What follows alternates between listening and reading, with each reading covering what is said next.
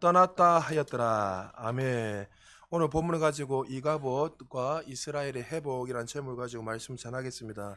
지난주 우리 3장을 잠시 설명하면 사사시대에 이제 400년 넘게 이제 영적 암흑기였습니다. 이스라엘의 왕이 없으므로 소견의 오른도로 행했던 시대. 하나님이 왕이셨지만 왕을 왕으로 인정하지 않고 자신이 주인이 되어서 살았던 시대가 바로 사사시대였습니다. 그래서 그들에게 하나님의 말씀이 들려지지 않고 하나님 말씀에도 그 말씀에 반응하지 않는 시대. 그리고 이제 드디어 사사시대가 마무리되고 이제 사사시대를 넘어서 왕정시대, 왕이 다스리는 시대. 우리가 공부했지만 이미 예수님이 하나님께서 가나안 땅에 이렇게 이미 입성하기 전에 이스라엘 백성들에게 분명히 왕정 정치가 시작될 것을 그들에게 미리 알고 말씀해 주시고, 왕을 세우면 너희들은 이렇게 해라 하면서 그들에게 이미 말씀을 해 주셨습니다. 그래서 드디어 이제 사사 시대가 끝나고 왕정 시대에 되는데, 이 왕정 시대를 이끌려 하면 또 순수한 회복을 하고 정말 하나님 앞에 마음이 합한 한 사람을 준비해야 되는데, 한나의 기도를 통해서 사무엘이 태어나게 되고 이제 본격적으로 사무엘이 등장하게 돼서 이제 하나님의 말씀으로 이스라엘을 회복하는, 다시 한번 더 새로운 문이 열리는 그런 부흥의 물결이 사무엘 선지자를 통해서 이제 이루어지는 시대가 되었습니다. 근데 지난주에는 3장에 보면 사무엘이 젖을 떼자마자 이제 2살, 2~3살, 뭐 많게는 4~5살까지만 이제 젖을 떼자마자 성소에다가 이렇게 아이를 두었는데, 그런데 이 사무엘 선지자가 환경을 전혀 이렇게 영향을 받지 않고 그가 정말 누구보다도 뛰어난 선지자로서 쓰임받을 수 있는 이유가 뭐였습니까? 성소에는 누가 있었습니까? 영적으로 둔했던 엘리 제사장이 있었고, 그리고 이스라엘의 가장 패역한 자녀였던 홈리와 비느하스, 수종들은 여인을 날마다 겁탈하고 그것을 계속 지속적으로 겁탈했습니다. 겁탈하고 하나님의 영광을 받을 그 자리에 제사를 그들이 영광을 가르치고 살았던 자들이 바로 홈리와 비느하스였습니다. 그런 어릴 때부터 사무엘 선지자가 그 영적으로 둔하고 그리고 가장 악행을 저질렀던 그 사람들의 어릴 때부터 눈으로 직접 보고 영향을 받으며 자랐지만 전혀 환경의 영향을 받지 않고 그가 사무엘 선지자로서 정말 왕정 시대를 넘어가게 하는 귀한 이렇게 쓰임 받을 수 있었던 가장 큰 이유가 뭐랬습니까? 우리는 누구든지 다 환경을 지배를 받고 뭐 남편의 영향을 받, 아내의 영향을 받든지 부모의 영향을 받든지 아니면 가장 가까운 사람들의 영향을 받으면서 살아갈 수밖에 없는 존재인데, 그런 악행을 저지르는 사람 밑에서 자랐던 사무엘 선지자가 영향을 받지도 않고 하나님의 일을 이제 실제적으로 할 수 있었던 가장 큰 이유가 뭐랬습니까? 하나님이 그와 함께 하셨기 때문이었습니다. 다시 말하면 하나님의 은혜가 그와 함께 했기 때문에 어떤 상황 속에서도 그는 승리하고 전진할 수 있었다는 거죠. 그런데 이 시대에 우리가 승리할 수 있는 가장 큰 이유가 바로 하나님의 은혜 안에 있어야 된다는 거예요. 할렐루야. 그래서 날마다 이 은혜 받기 위해서 갈망하고 이 은혜를 사모하고 예배 가운데 말씀을 통해 은혜를 받고 우리가 한번 생각을 바꾸고 그 은혜 안에 가면 우리의 삶이 날마다 전진하고 승리하며 살아갈 수 있다는 거죠. 그리고 이어서 이제 이 엘리 가문의 오늘 본문에 보면 이제 드디어 엘리 가문의 문을 닫기 시작합니다. 왜 문을 닫냐면 새로운 것을 시작하기 위해서는 뭔가 죽어야 됩니다. 뭔가 사라져야지만이 새로운 것이 시작되는 거죠. 그래서 이제 마지막 그 엘리 제사장의 가문이 이제 죽음으로 끝이 남으로 말미암아 이제 본격적으로 하나님의 그 온전한 뜻이 나타나는 그 일들이 오늘 4장에서 나타나게 되는데, 오늘 우리 전반부는 읽지 않았지만 전반부 내용 보면 블레셋과 이스라엘 전쟁이 일어나게 됩니다. 이 전쟁에서 이스라엘이 패배하게 되고 그 당시에 4,000명 이상의 장정이 이 보병이 죽게 됩니다. 그들이 절망 가운데 고통 가운데 있을 때 그들에게 생각이 하나 떠오르는데 어떤 생각이냐면 실로에 있었던 이 법궤, 언약궤를 가져와야 되겠다, 이런 생각이에요. 이스라엘 백성들에게는 언약궤, 이 법궤는 무엇을 상징합니까? 하나님의 임재를 상징하고, 이 언약궤가 가는 곳곳마다 백전백승하였고 언약궤가 항상 앞설 때마다 전진할 때마다 날마다 승리하고 강야 가운데 어떤 상황이 있어도 하나님의 영광이 날마다 나서 그들을 지키고 보호했던 것이 바로 언약궤였고 법궤였습니다. 그런데 그들이 패배하자마자 제일 먼저 떠오른 생각은 하나님의 말씀이 아니라 이 실로에 있던 이 언약궤를 가져와서 전쟁을 치르면 승리할 수 있다고 생각했기에 2차 전쟁 때 언약궤를 가져옵니다. 원래 언약궤는 이스라엘 전체 공동체가 움직이지 않는 한 절대 움직일 수가 없습니다. 반대로 언약궤가 있는 그 중심으로 사람이 나아가야 됐습니다. 언약궤를 임의적으로 움직이는 것이 아니라 하나님의 뜻 가운데 그 이스라엘 공동체 전체가 움직일 때 같이 언약궤가 움직이는 것이지, 그리고 항상 언약궤가 실로에 있으면 이스라엘 백성들이, 사람들이 그 언약궤를 향해서 나가야 됩니다. 자, 신명기 12장 5절에 분명히 이렇게 말씀하고 있습니다. 같이 한번 읽어보겠습니다. 시작. 오직 너희의 하나님 여호와께서 자기의 이름을 두시려고 너희 모든 지파 중에서 택하신 곳인 그 계실 곳으로 찾아 나아가서. 하나님이 자기 이름을 두시려고 결정한 장소가 언약궤가 있는 장소인데, 언약궤가 있는 곳으로 이스라엘 백성들이 항상 찾아가도록. 왜요? 하나님이 어떻게 인간의 마음대로 좌지우지 움직이십니까? 인간이 이래라고 하는데 하나님이 이렇게 하시고 저래라고 저래한 것이 아니라, 하나님은 하나님 되시기에 항상 사람들이 나아가서, 예배도 어떻게 해요? 우리가 주님 앞에 나아가는 것이지요. 하나님이 이미 우리에게, 하나님이 영이시기 때문에 우리 안에 이미 거하시고 우리를 날마다 만나시고 함께 하시지만, 우리와 자세한 태도는 어떻게 해요? 하나님 와주세요 이게 아니라 항상 우리가 그분 앞에 나와, 이 예배라는 것이 무엇입니까? 공적인 삶의 예배, 우리 모든 것이 우리의 예배지만, 우리가 공적 예배를 드린 거는 누구 앞에 지금 나가는 거예요? 마치 하나님의 임재 가운데, 영광 가운데 나간다는 그 마음과 태도를 가지고 우리가 나가는 거예요. 그런데 이스라엘 백성들은 하나님의 말씀을 전혀 모르고 어떻게 해요? 이 언약궤 앞으로 나아가야 되는데 불구하고 오히려 어떻게 해요? 언약궤를 끌고 오려고 했다는 거죠. 자, 신명기 12장 11절에도 동일하게 말씀하고 있습니다. 우리 같이 한번 읽어보겠습니다. 시작. 너희는 너희의 하나님 여호와께서 자기 이름을 두시려고 택하실 그곳으로 내가 명령하는 것을 모두 가지고 갈지니 곧 너희의 번제와 너희의 희생과 너희의 11조와 너희 손의 거제와 너희 모든 아름다운 선물을 가져가고. 그러니까 자기 이름을 두시려 택하신 그곳으로 우리가 나아가야 되고 해야 되는데 불구하고 그들은 어떻게 해요? 하나님의 임재 영광을 상징하는 이 법궤를 하나님의 말씀을 무시하고 2차 전쟁 때, 그 전쟁 때에 끌고 오면, 싣고 오면 그들은 전쟁을 승리한다고 했습니다. 그래서 법궤가 들어오자마자 어떻습니까? 모든 이스라엘 백성들이 함성을 지르고 소리쳤습니다. 왜 소리쳤습니까? 법궤, 하나님의 영광, 전쟁을 승리케 하는 하나님, 이 이스라엘을 애굽에서 출애굽했던 하나님, 홍해를 가르셨던 하나님, 가나안의 모든 7족속을 죽였던 하나님, 여리고성을 무너뜨렸던 그 하나님의 그 영광이, 임재가 법궤 안에 있음으로 말미암아 이미 이 법궤가 들어온 그 소식을 듣고 모든 이스라엘 백성들이 신났습니다. 당시 그들의 신앙 패턴을 우리가 보면, 하나님은 이미 자기들이 필요에 의해서 복을 채워주시는 그 하나의 수단으로 그들은 인식한 거예요. 하나님을 하나님으로 본 것이 아니라 자신들의 문제를 해결하실 하나님, 그냥 종교적 자신의 어떤 수단의 하나님으로서 그들은 바라보고 인식했다는 거죠.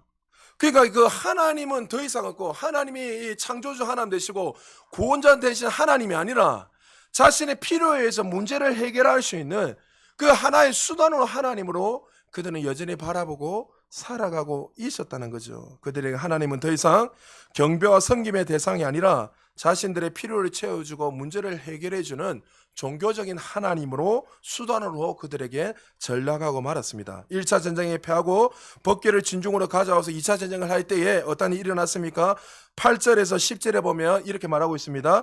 우리에게 하로다 누가 우리를 이 능한 신들의 손에서 건지리요? 그들은 강야에서 여러 가지 재앙으로 애굽인을 친 신들이니라. 너희 블레셋 사람들아, 강하게 되며 대장부가 되라. 너희가 히브리 사람의 종이 되기를 그들이 너희의 종이 되었던 것 같이 되지 말고 대장부같이 되어 싸우라 하고, 블레셋 사람들이 쳤더니 이스라엘이 패하여 각기 장막으로 도망하였고 살육이 심히 커서 이스라엘 보병이 엎드린 자가 3만 명이었더라. 여러분, 놀라운 사실은, 기가 찬 사실은 뭐냐면, 블레셋 사람들이 법궤가 뭔지를 먼저 알았어요. 이스라엘 백성들이 아는 것이 아니라 법궤가 들어오자마자 어떻게 합니까? 하루다 우리가 죽게 되었다. 즉 블레셋 사람들이 고백하고 있어요. 능히 신들의 손에 건지려 그들을 강야에서 구원한 하나님이고 애굽의 신들을 쳤던 하나님이 바로 그 이스라엘의 하나님이라면서 그렇게 오히려 이 이방 사람들이 이 블레셋 사람들이 그 법궤를 보면서 경배하고 두려워하고 있었어요. 근데 이스라엘 백성들은 어떻게 해요? 그 영광의 하나님 본 것이 아니라 그들의 문제를 단순히 해결할 수단의 하나님으로 바라보고 있었다는 거죠. 혹시 우리가 말씀을 듣기 전에 더 깊이 들어가기 전에 혹시 우리 가운데 아직도 하나님을 하나님으로 바라보지 않고 믿지 않고 여러분의 문제를 해결하시는 하나님, 수단의 하나님으로 여전히 믿고 바라보고 있지 않습니까? 신앙을 하며 생활하면서 너희는 먼저 그의 나라와 그의 의를 위해서 살아가는 것이 아니라 우리의 삶의 문제를 해결하신 하나님, 나의 피로 어떤 우리 자녀들이 잘 되게 하는 그런 세상의 그 미신과 같은 그 단순히 그 수단의 하나님으로 여전히 믿으면서 살아가고 있지 않습니까? 여러분, 우리는 한번 진지하게 우리의 삶을 돌아봐야 됩니다.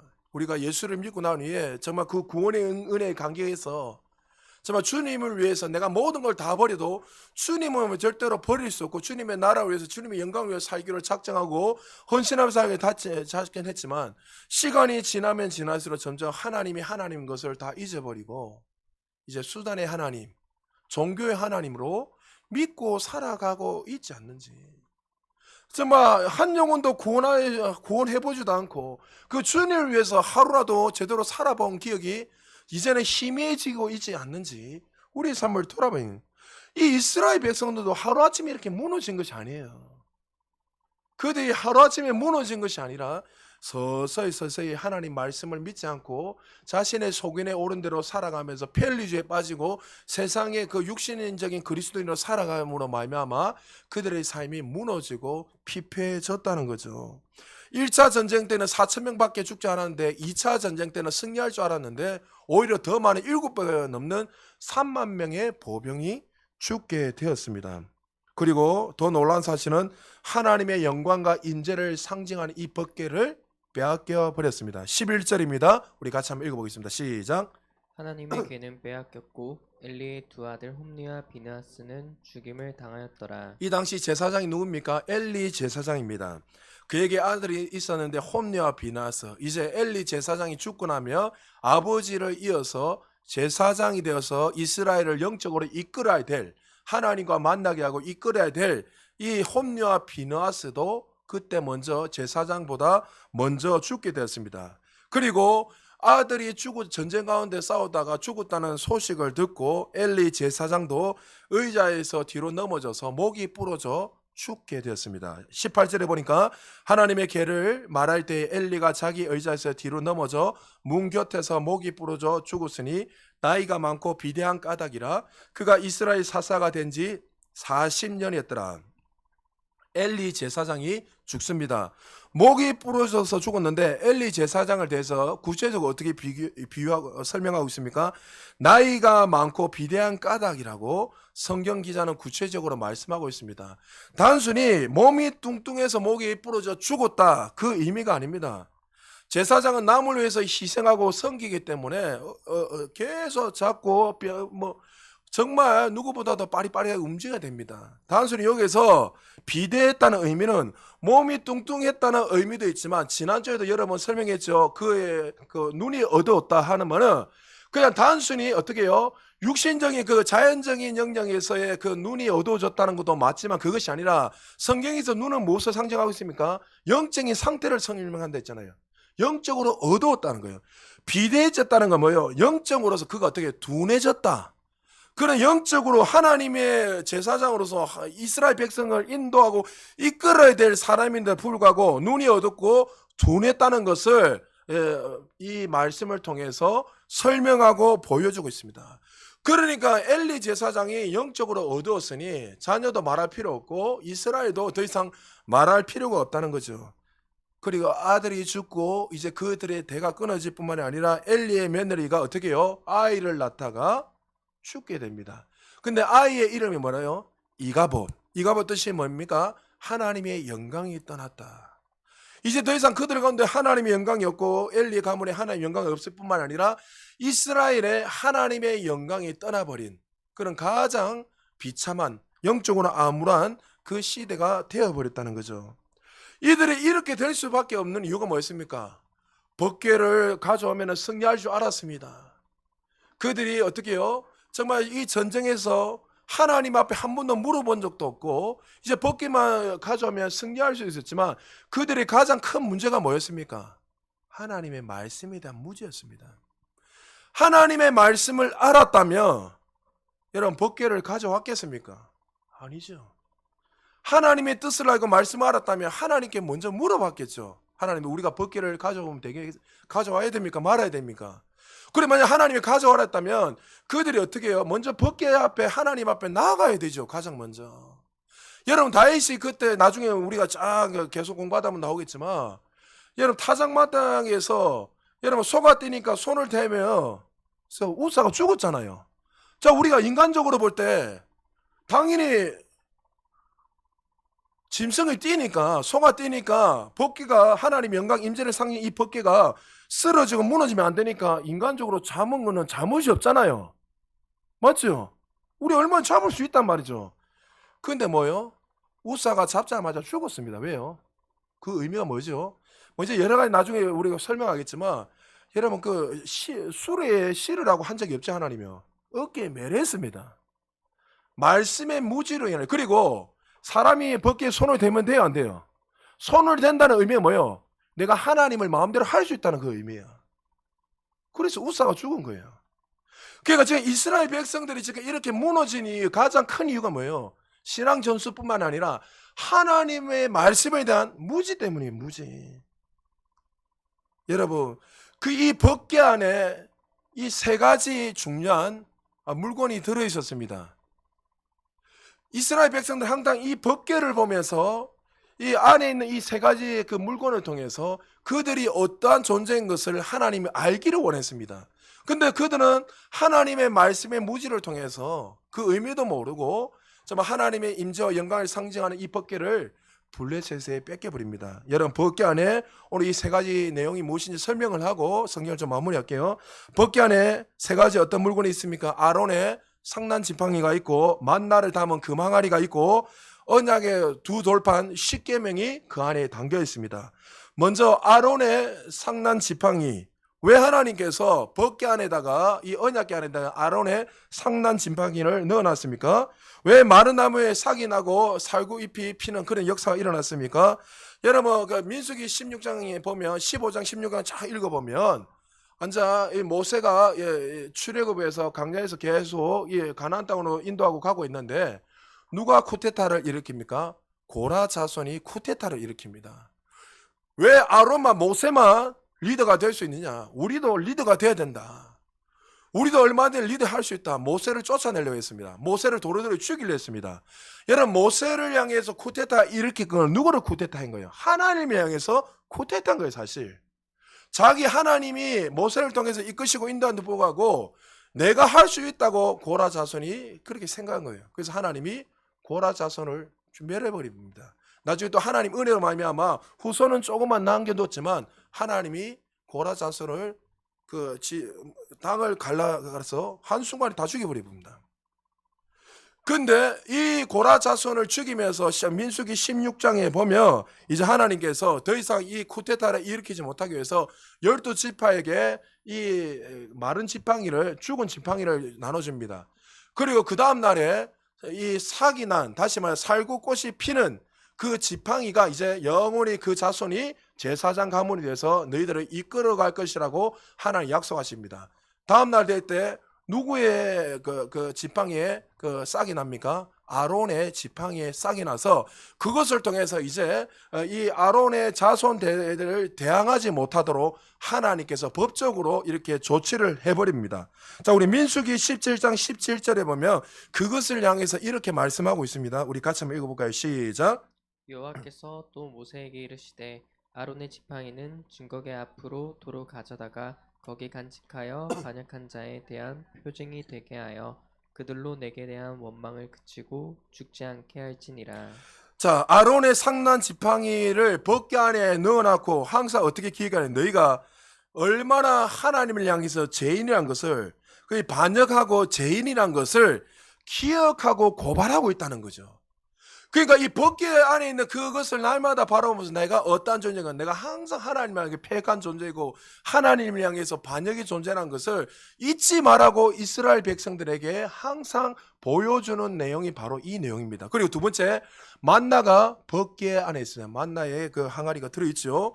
광야 생활 40년 동안에 하나님이 먹이시고 입히셨지만 그들이 출애굽하고 난 후에 홍해가 갈라지고 난 후에 어떤 일이 일어났죠? 미리안 중심으로 모든 사람들이 하나님을 찬양했습니다. 하나님이 왕이십니다. 하나님이 이 땅의 주인 되십니다 하면서 하나님을 찬양했습니다. 그 찬양이 끝난 지 얼마 되지 않은 그 시간에 어떻게 했습니까? 하나님을 향해서 원망하기 시작했습니다. 물 주세요. 빵 주세요. 떡 주세요. 내가 애굽에 있었다면 거기에서 불가마에서 고기 구워 먹고 노예지만 거기서 마음껏 떡도 먹고 뭐 삶에 문제 없이 그렇게 종이지만 살아갈 수 있었을 것인데 왜 이 우리에게 광야로 데려가가지고 이렇게 고생을 하고 있냐면서 이스라엘 백성들이 얼마 되지 않아서 하나님을 향해서 원망하고 불평했습니다. 그러면서 하나님한테 딜을 합니다. 마치 어떻게요? 하나님 우리에게 떡의 문제, 빵의 문제만 해결해 주시면 우리가 죽도록 하나님을 섬기겠습니다. 열심히 따르겠습니다. 다시는 하나님을 향해서 패역한 행동을 하지 않고 열심히 따르고 섬기겠습니다. 그래서 소위 말해서 하나님이 열을 받아가지고 그래 내가 만나를 주면은 너희들이 나를 잘 섬기지 않냐 보자 하면서 만나를 그냥 막 비오듯이 부어버린 거예요. 40년 동안 그 시간에 맞춰서 항상 만나가 떨어졌습니다. 자, 그들에게 떡의 문제, 빵의 문제가 해결됐습니다. 여러분, 떡의 문제, 빵의 문제 해결됐지만 이스라엘 백성들은 하나님의 말씀에 순종했습니까?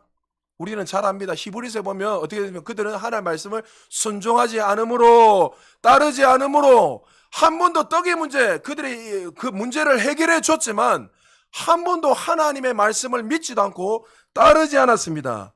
만나가 주는 의미가 뭡니까? 신명기 8장 2절 3절에 이렇게 말씀하고 있습니다. 우리 같이 한번 읽어볼까요? 시작. 내 하나님 여호와께서 이 40년 동안에 내게 광야 길을 걷게 하신 것을 기억하라. 이는 너를 낮추시며 너를 시험하사 내 마음이 어떠한지 그 명령을 지키는지 지키지 않는지 알려 하심이라. 너를 낮추시며 너를 줄이게 하시며 또 너도 알지 못하며 내 조상들도 알지 못하던 만나를 내게 먹이신 것은, 예수님도 이것을 비유해서 설명했죠. 사람이 떡으로만 사는 것이 아니요 여호와의 입에서 나오는 모든 말씀으로 사는 줄 알게 하기 위해서. 그러니까 하나님이 그들에게 만나를 주면 이유가 뭡니까? 그렇게 떡의 문제, 빵의 문제 아무리 해결해줘도 너희들은 순종하지 않는다는 거예요.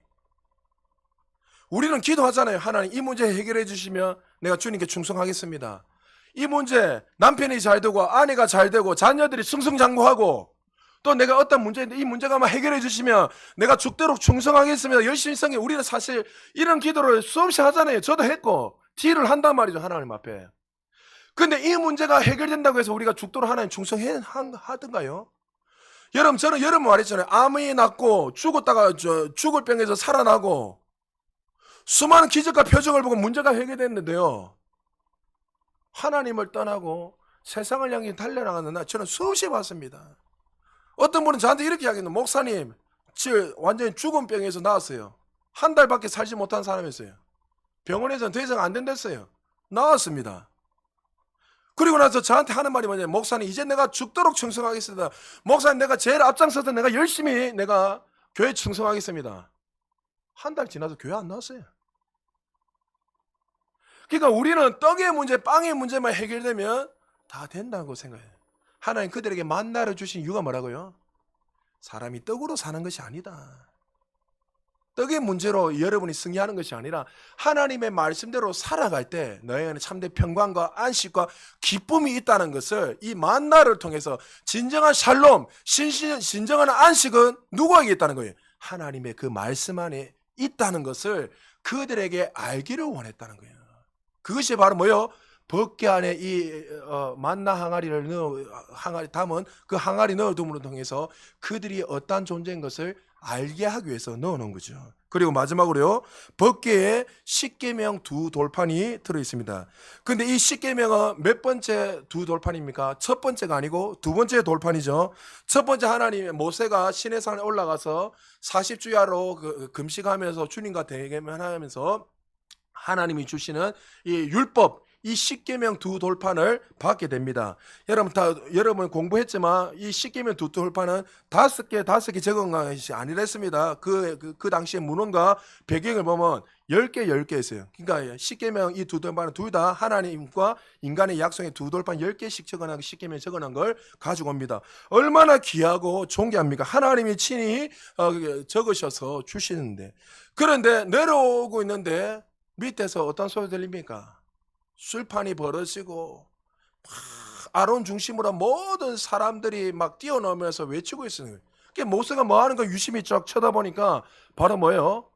그들이 출애굽했던 이 하나님을, 정말 하나님을 본 것이 아니라 금송아지 우상을 만들어서 이 금송아지가 우리를 출애굽한 하나님이라 하면서 우상 숭배를 하고 있는 걸 보면서 이 모세가 두 돌판을 박살내 버렸습니다. 자, 우리 출애굽기 32장 8절에 제가 읽어 드릴게요. 이스라엘아, 이는 너희를 애굽 땅에서 인도하여 낸 너희 신이라 하였더라. 그들이 분명하게 이 금송아지를 향해서 이스라엘을 구원할 하나님이라고 믿고 아론 중심으로 그렇게 뛰어낸 거예요. 그래서 모세가 열이 받아서 어떻게 했습니까? 깨어서 그것을 갈아서 마시게 하고 나중에 레이지파 중심으로 어떻게 합니까? 수많은 사람들을 죽여버립니다. 그리고 나서 다시 올라가서 하나님 앞에 40주야로 금식하면서 두 돌판을 받아서 어떻게 해요? 이 두 돌판을 지금 어디에 넣어서 법궤 안에 넣어놨습니다. 그리고 그 율법을 주실 때 너희들이 어떻게 우상을 섬기는지 잊지 말라고 하나님께서 그 두 돌판을 언약궤에 넣어둔 거예요. 이 세 가지 물건의 공통점이 뭡니까? 기적의 상징이 아니라 인간이 얼마나 하나님 앞에서 패역한 존재인지, 죄인이라는 것을 고발하고 있는 거예요. 그래서 여러분 법궤가, 여러분 성수안에 가면, 지성산에 들어가면 법궤가 있으면 그 법궤 위에 여러분들 뭐가 있습니까? 시언자가 있습니다. 근데 법궤 위에는 항상 뭘 뿌립니까? 여러분 그 양의 피를 뿌립니다. 항상 시언자 위로부터 해서 법궤 위에 항상 피를 뿌립니다. 피를 뿌린다고 뭐예요? 그 피로 말미암아 우리의 모든 죄가 가려진다는 거예요. 법궤 안에는 우리의 죄성이 들어있는 거예요. 그러니까 이 시온자는 은혜의 자리인데, 대속의 은혜의 자리, 그 우리를 정말 하나님 앞에 설 수 있고 우리의 모든 죄를 용서할 수 있는 것은 누구밖에 없다는 거예요. 오직 대속의 피, 그것을 통해서 예수 그리스도의 보혈의 피를 예표하고 설명하고 있는 거예요. 그러니까 하나님의 은혜가 있을 때에 너희는 그 은혜로 말미암아 너희는 구원받을 수 있고, 그 은혜를 잊지 말고 날마다 너희가 어쩐지 항시도 잊지 말고 그 은혜에 감격하면서 살아야 될 것을 이 법궤를 통해서 보여주고 말씀하고 있는 거예요. 그건 한편으로는 이 죄들을 고발하는, 한편으로는 또 반대로 하나님의 자비와 사랑을 상징하는 게 바로 법궤입니다. 그런데 시간이 지나면서 이스라엘 백성들은 하나님을 아는 지식이 다 사라져버리고 영적인 가치와 의미는 다 사라져버리고 자기들의 필요에 따라서 법궤를 왔다 갔다 움직이고, 그리고 심지어 하나님을 대체한 물건으로 전락하고 만 것입니다. 사실 이런 일들이 신구약에 보면 어마어마하게 많습니다. 대표적으로 민수기 21장에 보면 여러분 이스라엘이 또 불순종하고 하나님에서 원망하니까 하나님 뭘 보내십니까? 이스라엘 가운데 불뱀을 보내버릴 뿐다. 불뱀을 보내니까 그들이 살려주세요 소리를 지르니까 이제 모세가 하나님의 말씀을 듣고 녹뱀을, 구리뱀을 달아서, 구리뱀은 예수 그리스도를 예편되죠. 그래서 쳐다보는 사람들은 물려도 다 산다고 했습니다. 그래서 쳐다본 사람은 그날에 즉시 구원을 받는 놀라운 역사가 일어났습니다. 그런데 시간이 지나면서 이스라엘 백성들이 이 녹뱀을 어떻게 해요? 성소에 가져다가 성물 숭배를 하게 되었습니다. 그 본질을 잊어버리고 껍데기 우상에만 집중한 거예요. 열왕기하 18장 3절 4절에 히스기야 왕이 종교개혁을 할 때 이것을 깨뜨려 버립니다. 우리 같이 한번 읽어볼까요? 시작. 히스기야가 그의 조상 다윗의 모든 행위와 같이 여호와께서 보시기에 정직하게 행하여 그가 여러 산당들을 제거하며 주상을 깨뜨리며 아세라 목상을 찢으며 모세가 만들었던 놋뱀을 이스라엘 자손이 이때까지 향하여 분향함으로 그것을 부수고 느우수단이라 일컬었더라. 느우수단이라는 뜻은 뭐냐면 녹 쪼가리란 거예요. 그거는 단지 녹 쪼가리인데 그게 무슨 하나님의 영광이 있고 하나님의 임재가 있고 그들이 우상 숭배를 하고 있었다는 이때까지. 우리 가운데 그렇게 신앙생활을 하는 분들이 많이 있습니다. 본질을 잊어버리고 껍데기만 집중하는 껍데기만 종교 생활을 하고. 여러분 이게 심각한 겁니다. 저는 지금 여러분들에게 좀 우리 교회 안에 종교 개혁이 일어났으면 좋겠어요. 그냥 여러분 계속 익숙한 곳에서 그냥 안락한 삶을 살면서 그냥 하루하루 살다가 아무 의미 없이 살다가 그런 끝나는 인생이 되어서는 안 돼요, 여러분. 하루를 살아도 정말 주님의 나라에서 주님의 영광에 살다가 주님의 부르심 앞에 가야 되는데 아무 의미 없이 그냥 하루하루 살다가 그냥 시간이 되면 그냥 하나님 앞에 가는 거, 그 하나님 원하시지 않는다는 거죠. 여러분 누수도 이 녹조가리에 불과한데도 불구하고 그들은 정말 이것이 뭐 어떤 신적인 건세가 있고 능력이 있는 줄 알고 그 성소에다 귀하게 두고 그들은 그 이스기야가 종교개혁을 하기 전까지 살았다는 거죠. 여러분 기도할 때도 마찬가지입니다. 우리의 기도의 본질은 다 잊어버리고 마치 어떻게 해요? 내가 기도하면 우리의 기도는 반드시 응답하시죠. 그러나 시간이 지나면 지나서 이 기도가 어떻게 변질로 바뀌게 되죠? 지성이면 감천이다. 내가 기도하면 반드시 들으시니까 이 하나님이 어떤 분인 것은 잊어버리고 그 하나님과 상관없이 기초의 원인, 다시 모든 응답의 기초 원인 하나님의 자비와 주권에 있는데도 불구하고 마치 내 열심으로 내 노력으로 하나님의 뜻을 바꾸고 옮겨서 마치 하나님을 오늘 법궤처럼 이렇게 움직이면서 이렇게 가라 저렇게 하는 그런 하나님으로 전략시켜 버리지는 않는지 우리가 돌아봐야 돼요. 여러분 우리는 기도할 때 하나님 항상 우리를 기도를 들으시지만 이 기도하면서 우리는 무엇을 깨닫죠? 하나님의 은혜와 자비가 우리는 필요한 존재라는 걸 깨닫는 거예요. 할렐루야. 우리는 그 하나님 앞에 하나님의 어떤 분인가 알고 항상 우리의 기도를 들으시지만 우리가 이래 저란다고 하나님이 움직이지는 것이 아니라 하나님의 어떤 분인가 알고 그 은혜 안에서 그분을 찾고 그분이 어떤 분인지 알고 그 은혜 안에서 감사함으로 감격함으로 나아가는 것이 기도이지 마치 하나님이 원하신 뜻도 아닌데 불구하고 이렇게 좀 바꿔주세요 저렇게 바꿔주세요 이렇게 해주세요 하나님 뜻은 이것인데 왜 자꾸 여러분 우리는 자꾸 이렇게 바꿔달라고 이야기합니까? 그러니까 자꾸만 마치 오늘 이스라엘 백성들처럼 법궤를 이렇게 하고 저렇게 움직여서 내가 마치 주인이 되어서 하나님을 이렇게 움직이고 저렇게 움직이고. 그러니까 우리가 기도하면 기도할수록 성숙에서 더 성숙 올라간다는 뭐예요? 처음에는 어떤 내 문제를 가지고 기도하고 내 어떤 걸 가지고 하나님 앞에 또 토소를 하고 기도합니다. 근데 기도하면 할수록 어떤 거예요? 하나님이 사랑이 하나님인 걸 알고 항상 하나님의 은혜가 필요한 존재라는 우리는 깨닫게 되고 하나님이 얼마나 크신 분을 알게 되고 그 안에서 오히려 어떻게 해요? 기도의 내용은 다 사라지고 하나님의 그 은혜 안에 감격하고 그분을 찬양하고 그분의 뜻을 깨닫고 돌아가는 게 바로 기도 아닙니까? 이스라엘 백성들이 이렇게 될 수밖에 없었던 가장 큰 이유가 뭐라고요? 하나님의 말씀을 잊어버린 거예요. 하나님의 말씀에 대한 무지. 그래서 하나님께서 이 말씀을 통해서 회복하려는 한 사람을 준비한 것이 바로 누구냐면 오늘 본문에 사무엘 선지자인 거예요. 여러분 지금 이스라엘 백성들의 가장 큰 문제가 뭐라고요? 하나님의 말씀을 떠나고 하나님의 말씀이 들리지 않고 항상 시대의 부패는 딱 한 가지입니다. 하나님이 말씀이 떠날 때 그 시대는 가장 영적으로 암흑기가 되고 무지한 시대가 됩니다. 한국 교회도 그랬습니다. 지금만큼 말씀의 홍수 시대가 어디에 있습니까? 어마어마하게 말씀의 홍수. 틀기만 하면 이쪽 유튜브뿐만 아니라 어디는 다 말씀이 흘러넘친 시대입니다.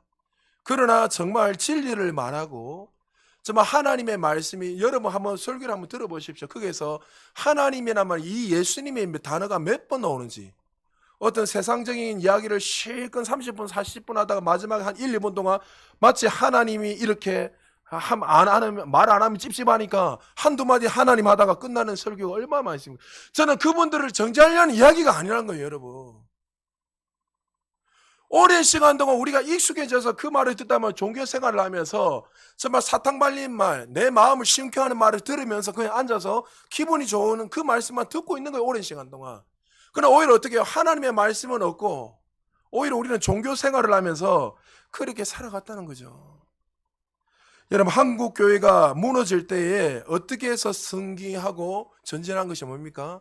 수많은 순교자의 피가 있었는데 그 순교 믿음의 선배들이 무엇을 지키기 위해서 그렇게 순교의 피를 흘렸죠? 하나님 말씀이었습니다. 하나님 말씀. 그래서 여러분, 과거에는 여러분이 이야기했지만 과거에는 이 성경책에 무슨 책이 있습니까? 색깔이 빨간색이 있잖아요. 이 빨간색이 왜 빨간색이에요? 수많은 순교의 피를 통해서 너희들에게 준 말씀이란 거죠. 그리고 지금 금색이죠. 금색 뭐요? 순교의 피를 통해서 이제 이 금색은 천국을 상징하잖아요. 너에게 천국을 누리니 이제 천국을 바라보면서 그렇게 살아란 것을 이야기하는 거예요. 이제 우리는 더 이상 우리가 신앙생활 할 때 우리는 순교하지 않아도 돼요. 왜요? 이 수많은 선배님들의 그 순교의 피로 말미암아 우리가 이 은혜를 누리게 되고 우리는 이제 천국을 소망하며 살아갈 수 있는 많은 은혜가 우리에게 부어졌습니다. 그러나 우리는 기억해야 됩니다. 이것을 그저 받은 것이 아니라는 것을 기억해야 돼요. 그래서 우리는 이 이스라엘 백성들이 영적으로 무지하고 그들이 무너졌던 가장 큰 이유가 하나님의 말씀을 떠남으로 말미암아 오는 그 무지를 통해서 그들에게 영적 암흑기가 왔고 그들의 삶이 무너졌고 또 엘리 가문뿐만 아니라 이스라엘이 무너졌다는 사실을 기억하시고 영적인 리더들 특별히 부모님들이 정말 중요합니다. 여러분들이 하나님의 말씀대로 살아가지 않으면 자녀들은 그것을 보면서 계속 어떻게 해요? 그 부모의 모습을 보면서 세상과 타협하고 그런 삶이 있을 때만 방식을 가지고 살아가게 될 거예요. 제가 주일날도 이야기했잖아요. 제가 그래도 이렇게 신앙생활을 할 수 있었던 가장 큰 이유가 뭐냐면 바로 어머니의 그 기도를 보면서 저는 자랐습니다. 어머니 그 외할머니의 기도를 받고 또 아버지는 할아버지의 기도를 받고 왜 할아버지가 순교하셨기 때문에 저희 외할머니는 아직도 제가 잊지 않습니다. 외할머니가 치매가 왔는데도 불구하고 어느 날 집에서 사라졌어요. 치매니까 정신이 없잖아요. 근데 할머니 어디 가 있냐면 교회 가 있는 교회. 그러니까 어릴 때부터 외할머니 날마다 무릎 꿇고 기도하시고 하나님 우리 가문에 목사가 많이 나오고 장로가 많이 누고 있는데 그 기도가 제 기도예요. 장로님도 많습니다. 우리 외가 쪽에 목사님도 많이 있고. 그러니까 외할머니가 제가 나중에 신학교에 그걸 간다니까 하나님 내 기도를 들으셨네. 그러니까 우리가 기준이 되어서 우리가 당연히 말씀이 기준이 되어서 우리가 살아가게 되면 자녀들이 자연스럽게 그 우리 부모의 모습을 보면서 이런 상황이 올 때마다 어떻게 해요? 우리 어머니 아버지는 이렇게 말씀을 통해서 승리하고 살았지 하면서 자연스럽게 신앙 전수가 되는 거죠. 그래서 가정의 이 기준이 너무나 중요한 거예요. 사랑하는 성도 여러분, 이들이 하나님 말씀을 떠날 때 오늘 마지막 절에 21절에 22절에 보면 이가보실에서 하나님의 영광이 떠나게 되어버렸다는 거예요. 하나님의 영광이 떠났다는 이 단어가 얼마나 무서운 단어이겠습니까? 그들을 한 번도 버리신 적이 없는데 더 이상 그들이 하나님 앞에 외치고 부르짖어도 음성이 들리지 않는 그 시대, 이것만큼 비참한 시대가 어디 있냐는 거죠. 사랑하는 여러분, 오늘 이 말씀을 통해서 우리의 삶을 다시 한번 점검해보고 정말 하나님의 말씀을 떠난 이 시대, 또 우리의 삶에 종교적인 신앙생활을 하고 있지는 않는지, 아니면 정말 그 하나님이 하나님됨을 알고 그 말씀을 날마다 즐거워하고 기뻐할 뿐만 아니라 그 말씀대로 살아갈 때에 우리의 삶에 늘 승리와 평강의 삶이 있다는 걸 기억하셔서 날마다 하나님 주시는 이 진리를 붙들고 또 이 진리를 수호해서 신앙 전수뿐만 아니라 많은 자들에게 이 진리를 증거하고 흘러보냄으로 말미암아 우리를 통해서 다음 세대가 일어날 뿐만 아니라 여러분 가정이 회복되고 또 여러분 주변에 많은 사람이 회복되어서 정말 말씀을 통해서 우리 교회가 부흥하는 그런 교회 될 수 있는 우리 모두 되시기를 주의 이름으로 축복합니다. 우리 말씀을 생각하시면서 한번 기도하겠습니다. 하나님, 이 이스라엘